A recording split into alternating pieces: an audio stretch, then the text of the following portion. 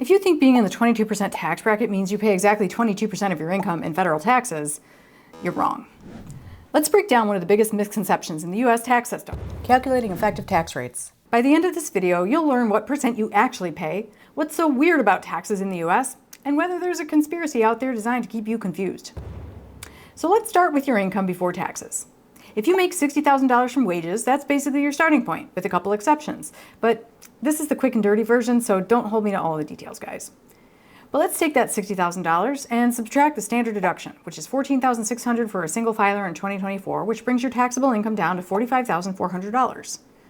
For someone making $120,000, the same deduction brings their taxable income down to here.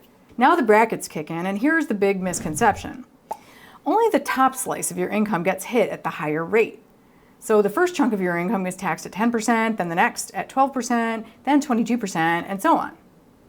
So then you have to add them all together to get your total taxes, and only then can we know what your effective tax rate is. This is called the marginal tax rate calculation, and most people forget how it works.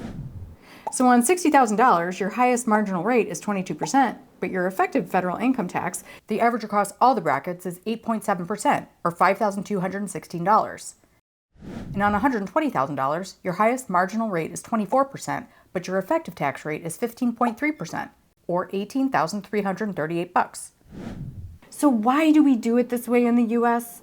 Well, it's so you pay a lower rate on your first dollars and only pay higher rates as you earn more. So everyone keeps more of their base income.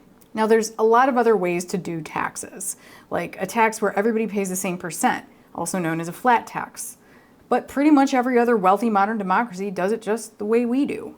A progressive tax system where higher earners pay proportionally more.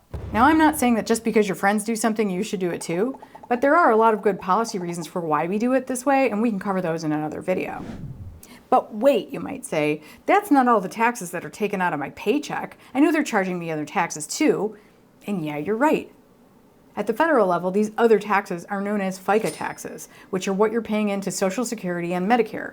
Theoretically, programs that should benefit you when you're older, and we can come back to that another time. But regardless, this adds another roughly 7.65% of additional taxes. So on $60,000, the FICA adds about $4,590, and on $120K, it's about $9,180. So when you add the federal income tax and the FICA taxes together, here's what you're really paying. So at $60,000, your federal taxes add up to $9,806 for a full tax burden of 16.3%, leaving you with $50,194 a year, or $4,183 a month in your pocket.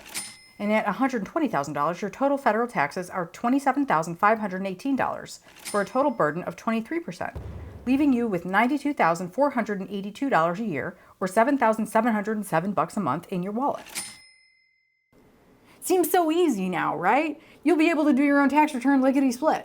But not so fast. This doesn't include state and local taxes. And if you really want to see how those change your paycheck, check out any of my state tax showdown videos linked down below. And of course, it does get more complicated if you are married, have kids, or have a business. But here's the real kicker. We may have the same way of levying taxes as the other modern wealthy democracies, and this shocked me when I found out about it. In those other countries, they do the math for you. That's right, folks. When you have income from just a job, those countries say, oh, well, we already know your income from your employer and your bank, and they just send you a pre-filled return or even just a bill. You look at it, approve it, and you're done. But the US is a much more fragmented system of government. You've got federal, state, and local taxes all layered on top of each other. And there's no single centralized agency that can pull it all together for you. And of course, the tax prep companies have spent years lobbying to keep it just that way.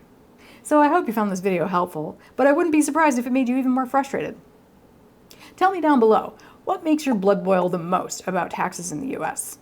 Please let me know in the comments, and I'll see you on the next video.